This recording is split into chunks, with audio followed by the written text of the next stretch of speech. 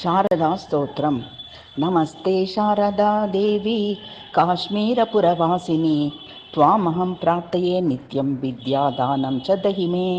Yeah శ్రద్ధాధారణా మేధా వాగ్దేవి విధివల్లభ భక్తజిఘ్నాకర సదనా శ్యామాదిగుణదాయిని నమామి యామినీం నాథలేఖాలంకృత కుంతలాం భవానీం భవసంతాప నిర్వాపన సుధానదీం భద్రకాళ్యై నమో నిత్యం సరస్వత్యై నమో నమః.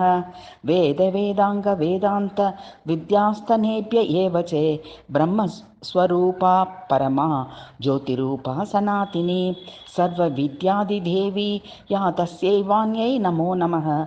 యయా వినా జగత్ సర్వం సరస్వజ్జీవన్మృతం భవేత్. జ్ఞానాదిదేవి యా తస్యై సరస్వత్యై నమో నమః. యయా వినా జగత్ సర్వం మూకం ఉన్మత్తవత్సదా యా దేవి వాగధిష్టాత్రి తస్యై వాణ్యై నమో నమః.